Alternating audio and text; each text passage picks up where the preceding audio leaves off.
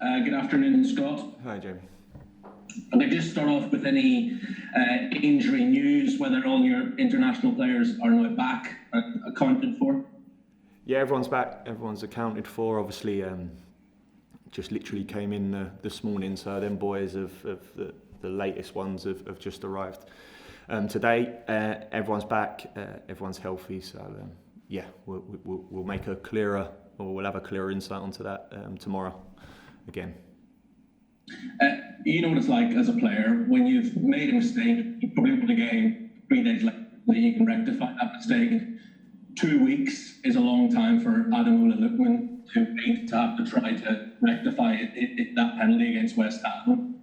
How is he? Is he put it up to the back of his mind? And if you get a penalty in the first minute tomorrow, is Ademola taking it? Well, I think to answer your first question, as you can imagine, I think Addy was bitterly disappointed, like we all was. I think there's no hiding from that in terms of initially after West Ham and the penalty miss.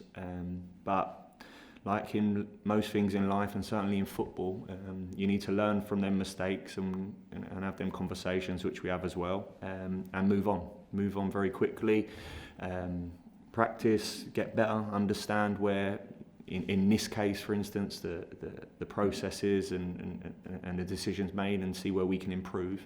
And like I said after the game, Addy's going to be vitally important for us this year. He's going to be a big player for us, which we're going to need. And I have no doubt what I've seen of him in such a short space of time with us is he's got that other bit to him, which he wants to get better, he wants to improve, and he spends a lot of time on his game. So I've seen that over the last 10 days. You'd expect me to say that, of course, but it's the reality and it's the truth. So yeah, regarding penalty takers, as always, we'll work out what the best way to go on that nearer to the game. With Addy, as you said, you've had to do the old arm around the shoulder. Have you had to do the same with Mitro, having got back, the disappointment of Serbia not taking the Euros? Is he feeling low? Is that difficult for him to try to sort of get over? Again, obviously, Mitro just come in today as well, so I've had a conversation with him. Of course, disappointed. Serbia not qualifying, and obviously him missing the penalty. So yeah, he's disappointed, but I suppose that the comment I just give regarding Addy probably refers back to Alex as well, really. So strong personality, mentality about you. You need to understand, certainly as a centre forward, and you're always putting yourself on offer. There's always opportunities that you're going to be highlighted, or the fine margins of success and failure are so little. And but again, what determines and how people react from that is the most important. So again, look, I have no doubt that Alex comes in, albeit I've only seen him for a couple of hours this morning, but come the weekend we'll be raring to go. I've chatted to a couple of pals of mine who are Fulham fans, and they say that Mitro, he just doesn't quite look himself at the moment. I mean, you know how centre forwards thrive on confidence. Is it maybe just that he's a little bit low on confidence at the moment, and he needs to get back again and it'll all come? Could be, yeah, it could be. I don't. As always, I think people obviously judge a lot of things on goals. Certainly, when you're a centre forward, I think his last two performances, certainly in terms of a work ethic and what we need from him from a team, have been exceptional. But look, there's no denying. I'm sure if Mitro was sitting here, he'd say exactly the same. That as a centre forward, like most of them, they really judge their overall performance on goals. And again, that's not quite happened for Mitro over the last few weeks, but. Like anything, I'm sure that's willing to turn, or it's going to turn in the near future. One thing that has changed whilst you've been on the international break is the introduction of the 5 subs in the EFL. Obviously, that's still not the case in the Premier League. Where do you stand on the 5 subs debate? Would you like to see it in the Premier League? Well, I think obviously it's been a topic what's been brought up. For sure, in my position and at our football club, 5 subs will probably not benefit us as much as obviously what it would do the top clubs. Top clubs, I know they play have got more fixtures, as in Champions League fixtures, but what comes with that being successful is bigger squads, more money to buy them players. So obviously, obviously the big one is the well-being, what's been brought up. So of course I do see that as well. I can only comment from my side and how I see it, and of course while I sit here wanting to try and work out or not have a disadvantage by it, and for sure it will be a disadvantage for someone like us, and work out where we are. I also understand that there may be a case for well-being. There was a vote. We had a vote at the beginning of this season, and that vote was clearly in favour of 3 subs. And at this moment in time, we have enough data or other people in places what can look at whether 5 subs in Europe is being used, whether there is an incline in injuries, or whether there is an issue with well-being in players. And of course, I think if that is the case, and them studies or them numbers come out to suggest that, then of course I'll be the first to say, okay, I understand. If not, then we voted, and this is where we are. And just one final question from me, if you don't mind. Another debate that has been reignited we last spoke to is the debate about dementia in life when you've headed the football as a youth. Some people saying that kids shouldn't be heading the ball when they're learning to play the game. Do you have a particular view on that? Again, really, I suppose I revert back to research and studies, and of course, if proven, or I know there is ongoing studies, ex-players and stuff like that. If it is proven that, of course, that heading a ball can lead to serious illness or dementia later on in life, then totally understand why we would be doing that and put in place some protocols certainly to maybe adjust that. But until that is real concrete, then I think I wouldn't want to comment any further really. Thanks, Scott. Cheers, thank you. Thanks, Jamie. We'll stay with broadcast. And could we please have Olivia, Premier League Productions? Hi, Scott. Hi, Olivia. Your defence does seem to have tightened up in recent weeks. You've conceded 3 or potentially to 1 and 2. Have you worked on that specifically, like a little bit more in training? And are you happy, with the improvement of your defensive end? We haven't worked on it any more than what we worked on it in the first 2 weeks of the season, or how we always work on it. I suppose time as always improves things. Of course, the work does, but have we made a conscious effort to work any more? We work it constantly. We work with the backline constantly. I think, since the transfer window shut, players came in, and there's been a real understanding this is where we are.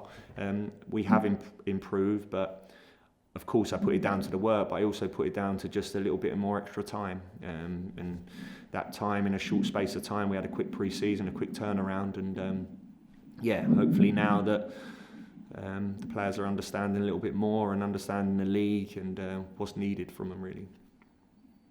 I've just got a couple of questions on leadership. Frank Lampard to a podcast talking about leadership management, and he described management as all-consuming, dealing with problems every day. Is that how you see it? Sorry, Olivia, you broke up. Could you just say that one more time? I said, so Frank Lampard did a podcast, we contributed to it, and he described management as all-consuming and dealing with 50 problems a day. Yeah. Is that how you see it? Yeah, it probably is, to be honest with you. Yeah, of course, you're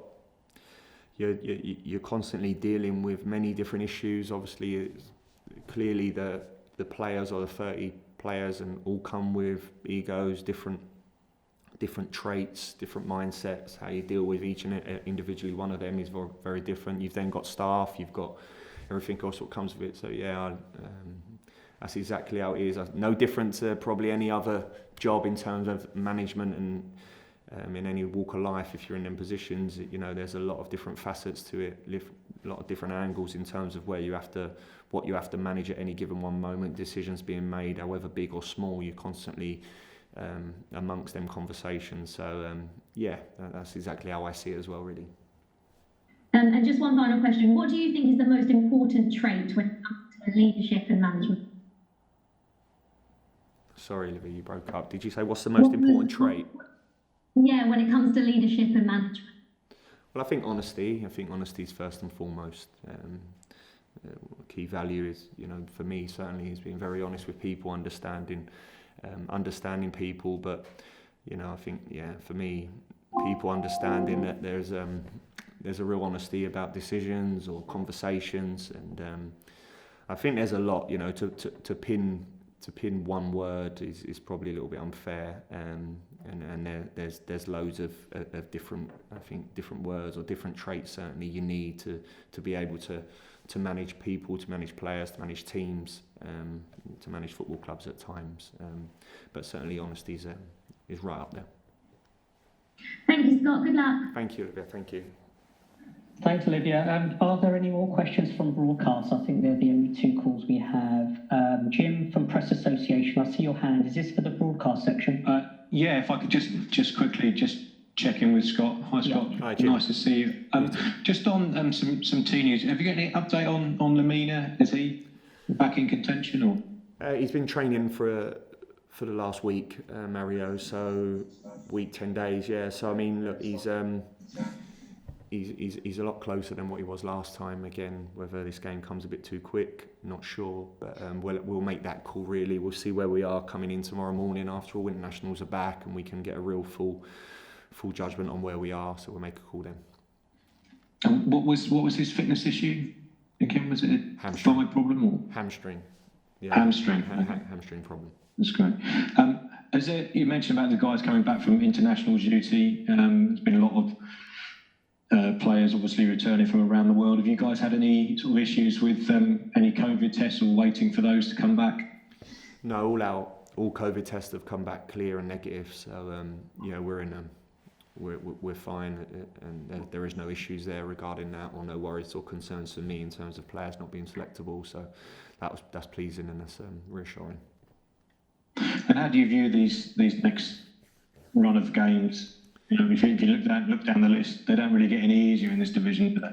No, they don't. And it's the division we're in. I think we all understand that. We knew that at the outset. Certainly I did, and us as a team, we understood the challenges we faced this year. And I think, like you say, the fixtures coming up are big ones, are tough ones. But I think after these 5 or 6, we'll go into another 5 or 6, and you'll ask me the same question. It'll be the same answer again. It's we're so far, I think, 8 games into this season, and we've had some real challenges and some tough games along the way. So I think that'll be the same story throughout the year. So exciting, looking forward to it. Big challenges bring, a real, certainly for me and the team, we have a big challenge in front of us, and we need to rise to that, and we need to embrace that really, and we're looking forward to that. So they come no bigger than the run of games we're going to lead into. And finally from me, have you been surprised by how well Everton have adapted this season with Carlo? Or? Not really. No, I mean, Carlo Ancelotti is an incredible coach who, his CV and what he's done in the game as a manager speaks for itself. So I'm not surprised in any way that he's gone in at Everton, and they're doing as well as they are, and likewise to their squad of players really.